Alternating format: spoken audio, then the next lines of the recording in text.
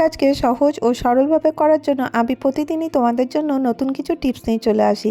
আমি মৌ মাল্টিফ্লেভার চ্যানেলে আমি তোমাদেরকে আবার একবার অনেক অনেক স্বাগত জানাই।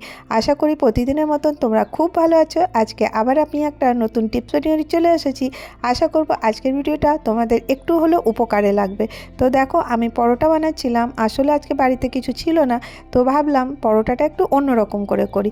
তো আমি এখানে তেল দিয়ে দিচ্ছি, তার মধ্যে একটু লঙ্কা পাউডার বা মশলা যেটা তোমাদের ফেভারিট ওটা দাও, আর তার মধ্যে দিয়ে দিলাম একটু কালো জিরা, আর যদি ধনেপাতা থাকে সেটাও দিতে পারো। দিয়ে এইভাবে দেখো আমি যে লেচিটা করেছিলাম মানে বেলে রেখেছিলাম ওটাকে আমি ফোল্ড করে নিলাম।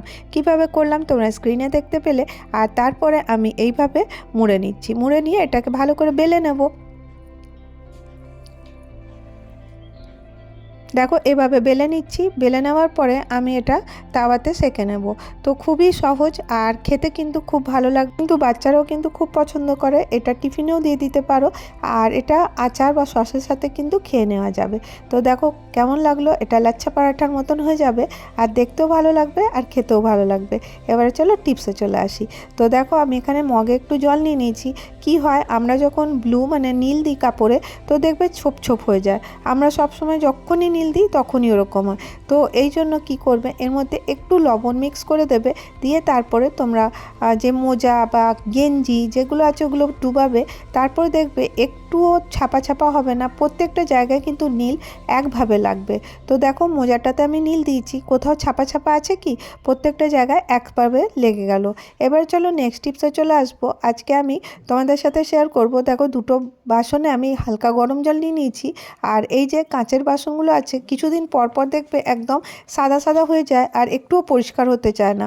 তো তখন কি করবে, এইভাবে করে নেবে। তারপরে এর মধ্যে দিয়ে দেবে লবণ।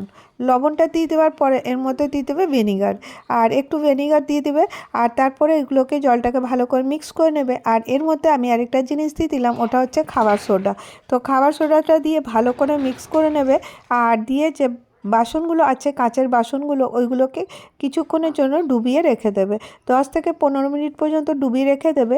তারপরে এটাকে এইভাবে পরিষ্কার করে নেবে, জানো, কারণ এটা একটা শো পিস আর এটার কোনায় কোনায় বেশ ধুলো লেগেছিলো, তাই আমি ব্রাশ দিয়ে পরিষ্কার করে নিলাম।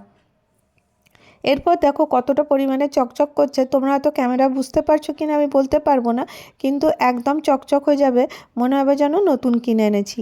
তো নেক্সট টিপসে চলে আসবো। দেখো আমি এক মুঠো কাঁচা বাদাম নিয়ে নিয়েছি। কী করছি বলো তো, আমি এই কাঁচা বাদামটা রাত্রে জলে ভিজিয়ে রেখে দেবো। তোমরা জানো কাঁচা বাদাম আমাদের শরীরের জন্য খুব ভালো থাকে, আর বাচ্চাদের জন্য খুব ভালো, ব্রেনকে কিন্তু শার্প করে। আর দেখো কাজু বা আমন্ড এইগুলোই খেতে হবে এর কোনো মানে নেই, তোমরা এই কাঁচা বাদাম ইউজ করতে পারো। তো বাদামটাকে আমি সারা রাত জলে কিন্তু ভিজিয়ে রেখে দেবো, আর তারপরের দিন এই কাঁচা বাদাম কিন্তু ইউজ করা হবে।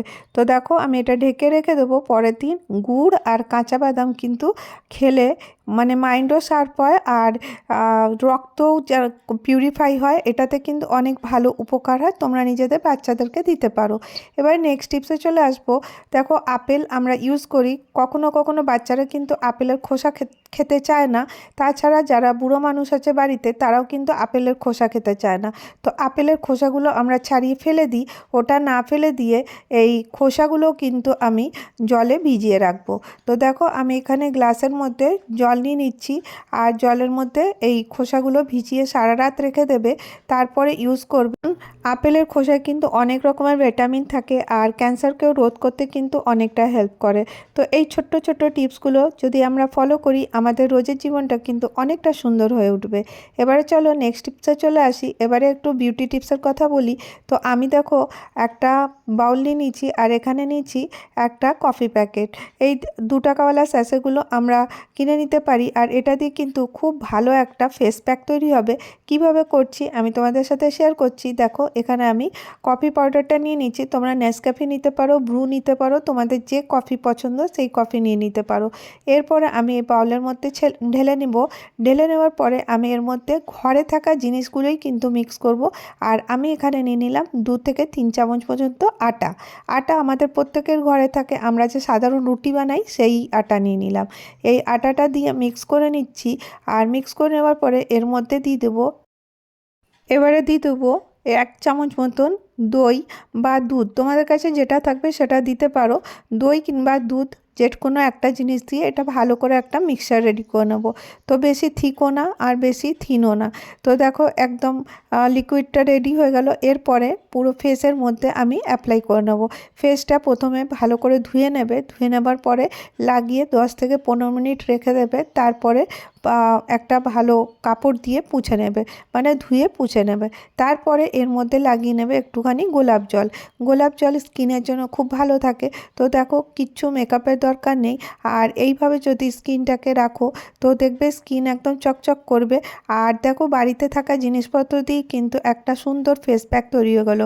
এইগুলো যদি আমরা রেগুলার নিজেদের লাইফস্টাইলে করে থাকবো তো দেখবে তাতে কিন্তু টাকাও খরচা কম হবে আর স্কিন কিন্তু একদম চকচক হবে। আর তোমরা দেখলে স্কিনে লাগাবার পর আমি ট্যাপ করে নিলাম। নেক্সট টিপসে চলে আসবো। এখন দেখো খুব বেশি চুল পাকার সমস্যাটা কিন্তু অনেক বেশি দেখা যায়। 30 বছর হতে না হতেই চুল কিন্তু পেকে যায়। আর চুলটাকে সুন্দর রাখার জন্য আমি একটা হোম রেমেডি তোমাদের সাথে শেয়ার করছি। আমি এখানে একটুখানি কালো জিরা নিয়ে নিয়েছিলাম, ওটাকে একটু ড্রাই রোস্ট করেছিলাম। আর তারপরে একটা মিক্সার জারে আমি এটাকে বেটে নেব, মানে পাউডার করে নেব। আর এখানে আমি দেখো একটা যে তাওয়াতে আমি হলুদ গরম করে নিচ্ছি। হলুদটা ততক্ষণ গরম করব যতক্ষণ না এটা কালচে হয়ে যাচ্ছে।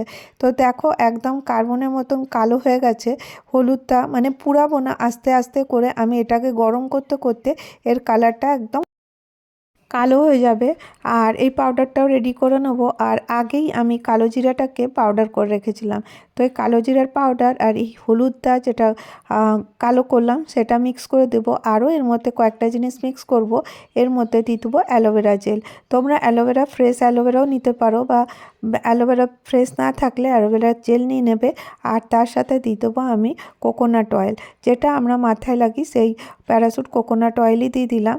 আর তারপরে আমি হালকা একটু সামান্য জল দিয়ে এটার একটা ভালো পেস্ট বানিয়ে নেবো, যেটা আমার মাথায় লাগাবো। তো দেখো এইভাবে পেস্টটা রেডি হয়ে গেছে। এরপরে আমি পুরো চুলে অ্যাপ্লাই করে দেবো। খুব সহজ, আর কিন্তু এটা একদম মানে কোনো কেমিক্যাল নেই। আর এটা যখন চুল কালো হবে একদম কালো হবে। আর এতে দেখবে ধীরে ধীরে করে চুলগুলো কিন্তু একদম কালো হয়ে যাচ্ছে। তো আমার তেমন সাদা চুল নেই কিছু, কিন্তু তা আমি তোমাদেরকে দেখাবার জন্য করলাম। আর এরপরে দেখো আমি রেডি হয়ে চলে চলো নেক্সট টিপসে চলে আসি। এই ব্রেডকে নিয়ে আজকে আমার টিপস। দেখো ব্রেডের প্যাকেটসে যখন আমরা আধা খালি করে দিই তারপরে ব্রেডটা এমনি খোলাই রেখে দিই, তো রবার ব্যান্ডও থাকে না কখনো কখনো। তো এইভাবে আমরা প্যাক করব। তো তোমরা স্ক্রিনে দেখতে পাচ্ছ আমি ব্রেডটা কিভাবে মুড়ে নিলাম। আর এইভাবে দেখো প্যাক করে রেখে দাও। এই প্যাকেটটা কিন্তু একটুও খুলবে না, ব্রেডটা একদম ফ্রেশ থাকবে। আর এটা কিন্তু বেশ অনেক দিন পর্যন্ত থাকবে। আর এটা কোথাও পড়লেও কিন্তু খুলে বেরোবে না। তো আজকে আমি তোমাদের সাথে এই কটা টিপস শেয়ার করলাম। যদি তোমাদেরকে আমার ভিডিওটা ভালো লাগে তো একটা করে লাইক করে দাও। আর ভিডিওটা যদি অনেক ভালো লেগে থাকে তো তাহলে আমার চ্যানেলটাকে সাবস্ক্রাইব করে নাও। আবার দেখা হবে নেক্সট ভিডিওতে। ভালো থেকো, সুস্থ থেকো।